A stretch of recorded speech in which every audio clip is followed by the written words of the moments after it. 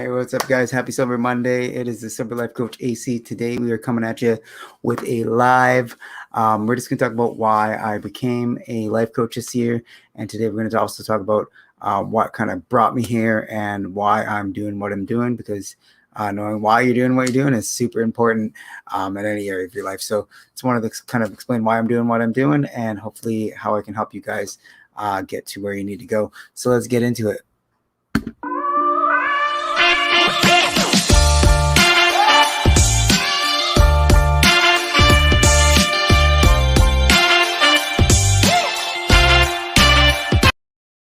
Hey, good morning. Happy Sober Monday. We're live on my personal Facebook page. We're also live in the Dare to Be Sober group, and we're also live on YouTube. You can find me just AC Osberg on Facebook. You can find me at Dare to Be Sober and Facebook groups, and also you can find me at the Sober Life Coach on YouTube. Just a quick medical warning: if you cannot go to 1 to 2 hours without a drink, quitting can be dangerous. You need to seek medical attention.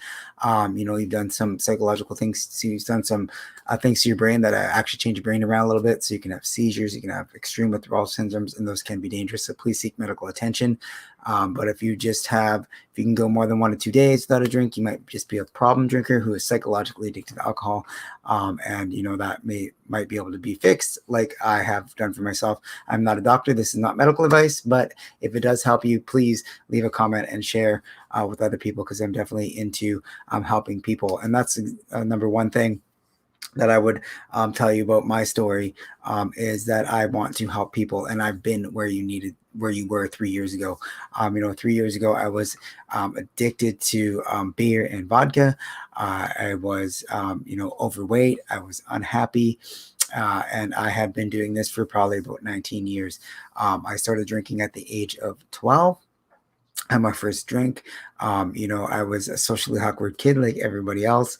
I was overweight. I was angry. I came from I was a child of divorce. My mother wasn't really around in my life that much. I lived with my father, who was, who was around, but he was always working. Understandably, now that I'm a parent, I know that you need to work, and I know that you need to provide for your family. He was doing the best he could, but he still wasn't around. I did not have a lot of supervision. I was always trying to fit in. If you were trying to fit in as a young kid, you definitely don't have the tools or the knowledge or the things to deal with those kinds of things like social anxiety or stress or those kinds of things. I was falling behind in school. I was having a hard time paying attention. And I was having just a hard time in general making friends and keeping them. People would make fun of me for my weight, make fun of me for the way I dress and all those sorts of things. And just let me have a glass of water here. Water, hydrate, guys. Yeah. So, anyways, I was one of those awkward kids, and, like most kids, back when I was a kid, we were bullied a lot. I was bullied. I was, angry, had a lot of things bent up and kept inside of myself. And one day, one of the more popular kids in school, and my friend, who was friends with him, decided that we needed to go to his house that night, and we needed to have a drink. We got there. I was nervous. I'd never done this before. When we get there, and it's a 2 liter of cooler sitting on the table there, and to look cool, to push myself past those feelings, past those those anxious feelings, I just kind of dove in and I grabbed that cooler and I started drinking it as fast as I could. Now, if you ever drank coolers before, not the best thing to be chugging and not the best thing to overdrink. And definitely one of those things where it went down and came back up. Now, like most things, when we start our journey here with alcohol or any kind of addiction that we have, I definitely got sick. I felt disgusting, but then there was that moment of euphoria.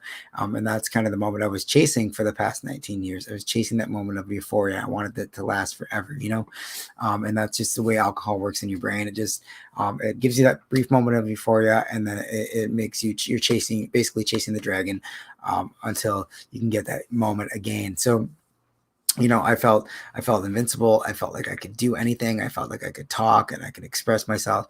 And I kind of locked that moment inside my subconscious mind.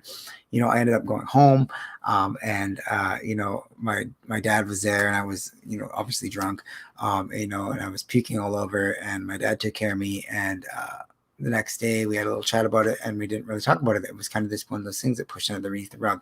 Now I knew that alcohol was bad. I had been going to meetings with my father, with people I know, for a long time. I've been going to, I had family members in AA and those sorts of things. So I knew the program. I knew that it was bad. I knew that people had bad experiences, but yet still, and it was just because I needed that relief from social anxiety, and my anger and my stress and my anxiety, just around life in general. So I didn't drink for a while after that, but then, I turned 14. I got a letter from my mother who said that, you should move to Edmonton. I live in a small town here in BC. I moved to Edmonton. I gained more social anxiety. I'm a new kid. I'm the new kid around in the block. Those kinds of things to fit in. I started drinking there again. I started drinking more and more, hanging out with the wrong people. And I kind of attached drinking to my identity. And from there, it just kind of escalated. I started drinking daily, not going to school, dropped out of school at the age of 16. And, dropping out of school is one of those things. I thought it was a good choice at the time, but definitely looking back, it caused a lot of problems in my life. I was a high school dropout. I decided to stop going to school. Eventually, my mom got sick of me, and I got sick of following her rules as well. So, I ended up being homeless for a little while, living on the streets. And I don't know if you've ever been homeless or not having a place to go, but definitely not the funnest thing to do. It's not the funnest to not know where your next meal is going to come from, and not the funnest to, where I know where you're going to get. All you can think of is getting the next drink, and getting food and getting the next drink was kind of my daily routine. We'd collect cans and those kinds of things that you would expect from homeless people, because we can't really get a job, or we don't really want to get a job, because all we're thinking about is drinking or doing drugs. There was a lot of drugs around me. I didn't really do drugs. It wasn't really my thing, but I definitely liked drinking. Lots of days, lots of nights I don't remember, lots of problems, anxiety, stress, those kinds of things. I was in a band at the time. So, that lifestyle kind of fueled my alcoholism and my addiction there. So definitely, I've been there. I've been to the depths of, drinking alcohol at a very young age. I kind of got to the point where I needed to get a job, and I needed to get back into society. So, I moved here where I am currently now. My sister lovingly let me into her house. I kept secretly drinking there, but I would keep it away from where I was living and those kinds of things. But I was, not drinking daily at that point again, but I was kind of, keeping my addiction secret. And that's, a lot of the time when we have an addiction, like to alcohol, we kind of keep it secret. And one of the things I've learned is that sharing these stories and sharing with people definitely helps me understand myself. So if you have an alcohol story, you don't have to share it with public, you don't have to share it with everybody, but definitely journaling that and writing that down, just kind of understanding where you are with your alcohol, your journey with addiction is definitely was one of those things that helped me. So I was 18 years old. I had nothing in my life. I met my current wife at the age of 20. I kind of had a job. I was able to keep a job and drink at the same time. Difficult, but I was what they call a functioning alcoholic. So I kind of kept my alcohol and my work life separate for a little while there, because I had a girlfriend now. She had moved in with me. So we were that was kind of my motivation to stick to my job and to keep my job. But over time, eventually alcohol took over, and I kind of let it leak into my work life and let it leak into those other things in my life. And ended up losing job after job, and just kind of going backwards into that, that mindset of being, a street person. And I always had this thought in my mind. Like, I remember thinking, my early 20s, like looking at homeless people, they got the beard and the shopping cart and all that stuff, and looking at them and going, holy shit, that's going to be me. I'm going to be that's who I am. That's going to be me. And I just kept repeating that to myself, and I had this failure kind of mentality, and I started identifying with, I'm an alcoholic, I'm a failure, and all these thoughts and things kept running through my mind daily, and I definitely identified with that, and I labeled myself a failure, I labeled myself an addict, I labeled myself an alcoholic, I was remember just sitting there thinking, that's going to be me, that's going to be my life. And um, that I was kind of, moving towards that slowly, not in a good way. So my current wife got pregnant when I was 27.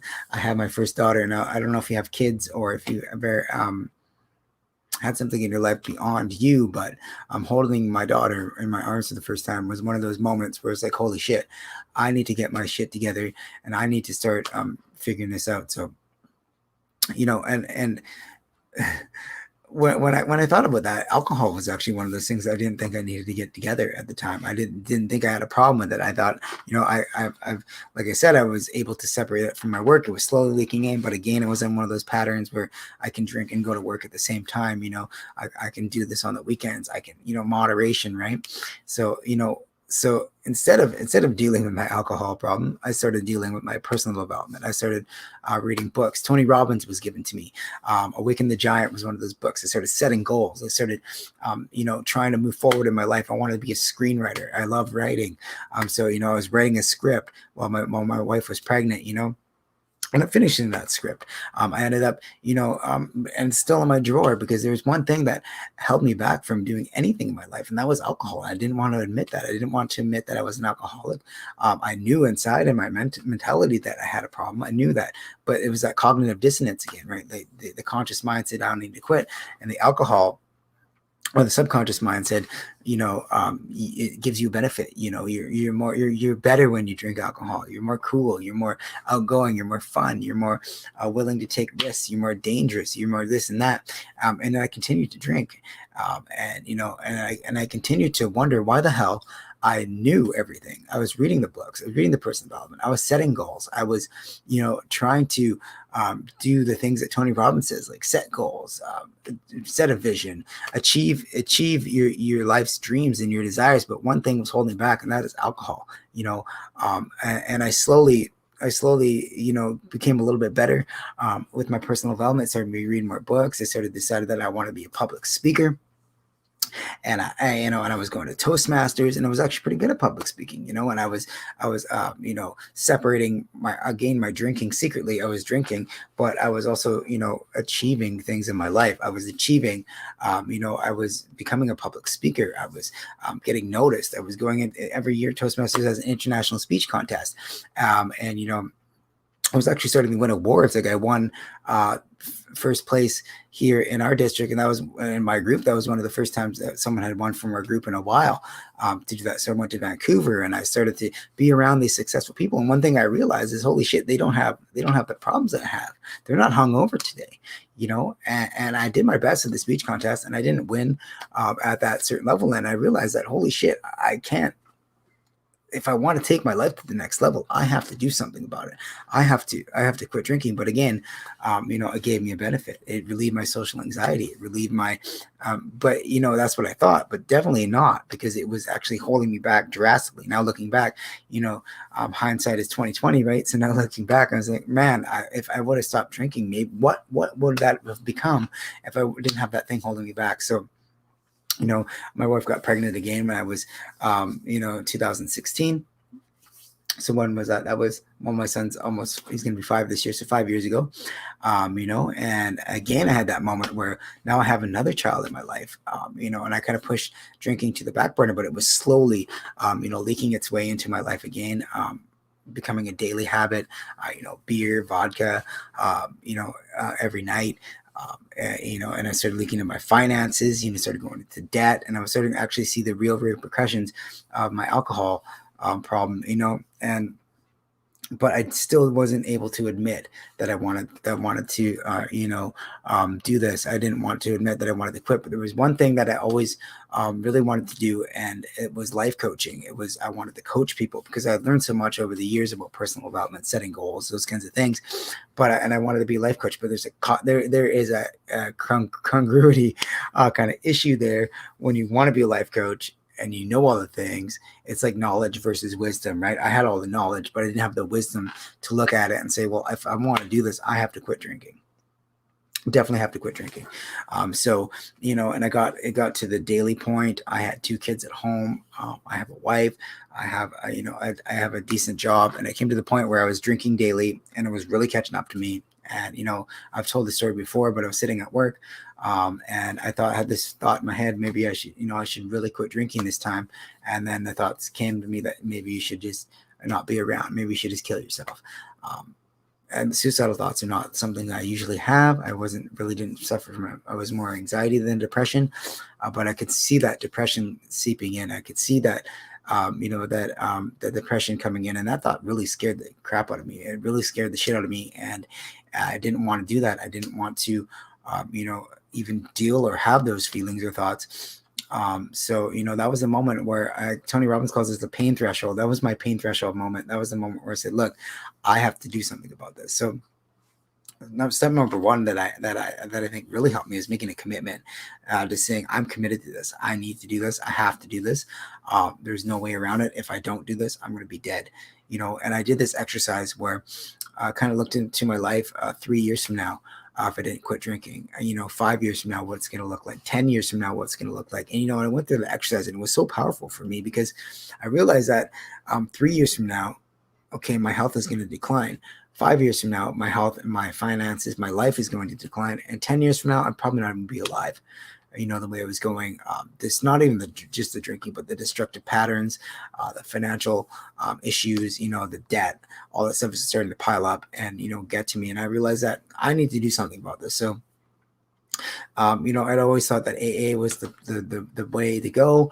But, for me, it wasn't. I didn't want to label myself that. I've been reading personal development. I knew the power of identity. I knew the power of if you label yourself something, that's what you become. I had worked on all these things in my life, but alcohol was the one thing that was just kind of holding me back. So, I started educating myself. I found a YouTube channel called Alcohol Mastery. I think he's Habits Unplugged now. But anyways, that YouTube channel really helped me understand what was going on with alcohol, what was going on to the people in my life. Why were people looking at me strange when I didn't want to drink? Why was it one of the only addictions in the world where you can be socially kind of shunned just for not wanting to drink? And it's because it's so socially acceptable, and it's because alcohol is everywhere. Alcohol is a $1 trillion industry. It's more than $1 trillion. It's trillions and trillions of dollars they have in marketing and all these things. And as I learned more about alcohol and addiction, I realized maybe I'm not an alcoholic. Maybe there's something else going on, and maybe I'm not diseased, and maybe there's not something wrong with me. Maybe it's just the alcohol. And I kind of separated myself from being an alcoholic to this being a problem in my life that can be fixed.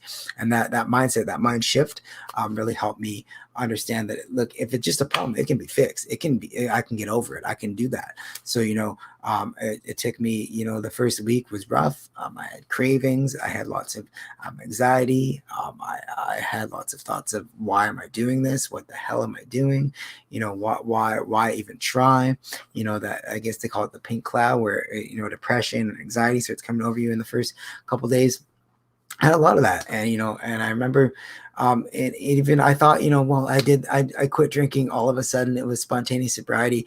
It was at that moment, in the July 2018 that was, but there was, I did go through that cycle of, wanting to quit and not being able to. And in that cycle of, not being able to, saying, oh shit, I'm so hungover today, I'm going to quit drinking. And then 2 days later I was going, and I went through that hundreds of times. And when I finally hit my pain threshold, and when I finally committed, when I finally said, okay, I'm going to do this for 30 days, and I set that goal, I was able to, have a goal and achieve that, one day at a time, 1 month at a time, and get through those cravings and get through those hard moments and get through those, those thoughts and those feelings. And I started journaling, and I started understanding my emotions, becoming more emotionally intelligent, and And my life has drastically changed over the past 3 years.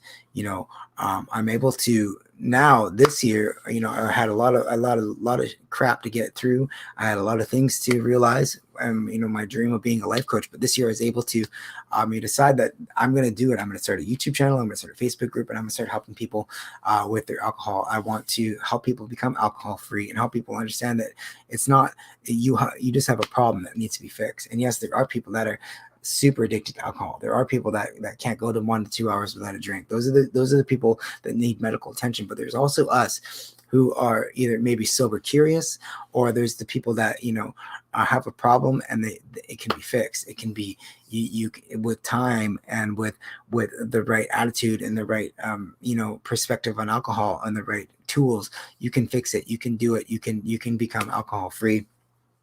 And you don't have to deal with it in your life anymore. And now 3 years later almost, I don't even think of alcohol. I mean, sometimes every once in a while, like once in a blue moon, I do get a like, hey, maybe that get a drink. But guess what? It's so disgusting to me now. It's unattractive. It doesn't fit my lifestyle. I'm a different person now. And that's why I became a life coach, because I want to help you become a different person. I want to help you become escape the chaos of alcohol addiction, and escape the chaos that it causes in your life. And maybe it's that one thing that in your life that if you change it, maybe then you can achieve your goals. Maybe then you can start working on your finances. Maybe then you can start living a happy, sober life, and do the things you want to do. Because I'm a true believer that God put you on this planet for a reason. God put you on here to expand yourself, to live life to the fullest. And alcohol and addiction and drugs and all these things that we have in our lives are holding us here, and they're holding us here kind of in a bubble. And if you can break out of that bubble and just get on with your life, and maybe it's just one of those things. And guess what? It's not going to be right away. It took me 2 years just to get here. I'm on my third year now being alcohol free, and I'm just starting my business, and I'm just kind of getting over all this emotional issues that I had. I'm still working on it. I'm still working on my finances. I'm still working on my business. I'm still working on becoming a life coach and becoming a better person, being more authentic with you guys, being more willing to share my story with you, and just expressing why I'm here and why I'm doing this. So that's why I made this video today. I just wanted to kind of let you guys know that I've been there. Definitely 3 years ago, I thought it was hopeless. I really did. I thought, I was doomed to do this. And I thought not only would I be homeless, I'd probably be dead, because I would not be here. And that's one of those things that, definitely pushed me to do this year. So I'm committed. I'm definitely here for you guys. If you have any questions, if you have any concerns, if you guys want my help in any way, just reach out to me, please. I want to help you become alcohol free. I want to get you the first 30 days, because that was the most important to me. At least the first 30 days of being alcohol free, and I want to help you as much as I can. So, because I'm a true believer that everyone deserves to live a happy, sober life, and everyone deserves to have that thing in their life that, to get rid of that and just expand yourself. And I know God wants you to be, or whatever you believe in, the universe, God. I believe in God, but if you believe in something else, it's cool too. But whatever it is, there's some kind of force out here that wants you to express yourself, and they want you to live to your fullest. They want you to have love to the fullest. They want you to have relationships to the fullest. They want you to live a happy, sober life. And look, guys, just getting rid of alcohol is not going to help completely either.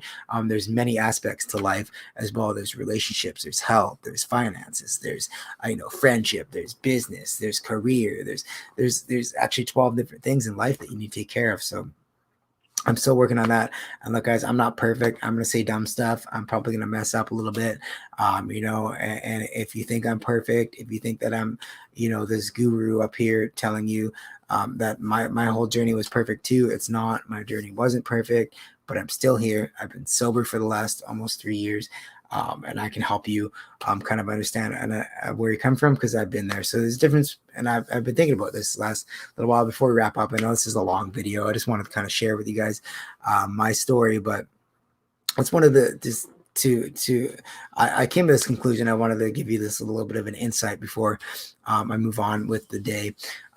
There's a difference between knowledge and wisdom. Knowledge is being able to read the books, being able to look at the books and read them, and you can kind of understand it. You can gain knowledge. You can go to school. You can gain this, but wisdom is through practice.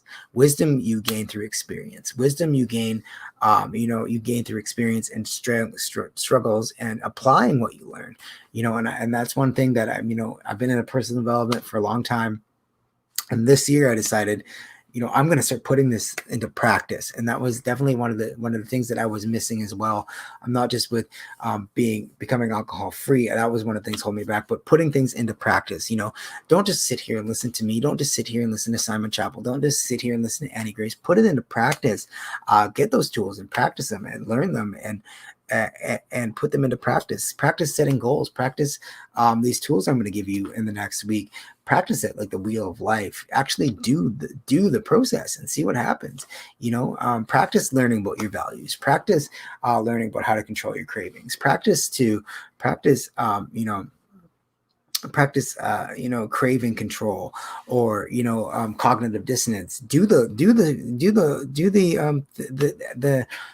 things that I'm telling you to do. Like, write down the list of why I drink and why I want to quit, all those things, because that's going to improve your cognitive dissonance. That's going to improve your subconscious mind. That's also going to say, look, it's going to tell you and your mind and the people around you that I'm serious. I'm actually putting it into action, and the action is what's actually going to get you to where you need to go, because the action is where you get wisdom. And you're going to fail. You're going to do dumb stuff. You're going to feel like an idiot. You're going to feel like an imposter. You feel like you can't do this. You're going to have those days where, you're not going to be able to get out of bed or whatever, but you're definitely going to just take that one step forward over time. And that's like the compound effect, right? One tiny step each day gets you where you need to go. So, I'm not perfect. I still have bad days. Everybody does. But I've got some tools and some things in my life that I can deal with those things now. And I have more wisdom, because I've been doing this for longer. It's not that I'm a better person, not that I'm crazy. And I tell everybody, if I can do this, you can definitely do this too. I was in a spot where I literally thought I was going to die. I thought, and I had watched the videos. I tried to scare the shit out of myself by watching people dying of alcoholism. I tried to scare myself into, looking at, people who were severely addicted to alcohol. They're having the shakes and this and that. And, I would look at that and I would think for a moment, okay, holy shit, I don't want to do that. But then, that night I would go out and drink. So definitely one of those things that you should really just kind of commit for the next 30 days or whatever it is. Commit to, staying in this group and watching these videos, or find someone else if you connect with someone else, but just find someone that, has the wisdom to kind of share with you and pass it along, because that's definitely important. So anyways, guys, I've went over almost half an hour of this video. Hope you got a little bit of insight, and hope that it helped you in some way.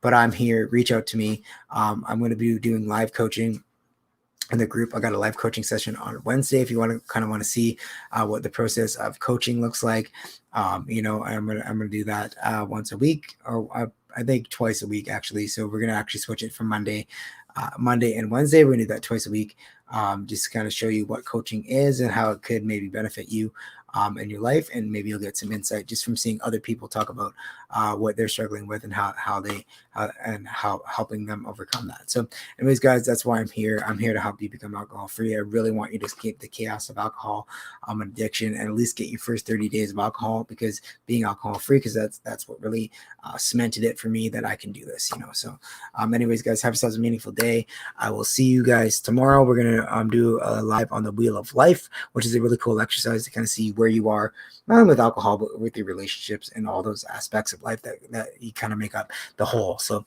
anyways, guys, have yourselves a meaningful day, and I will see you tomorrow.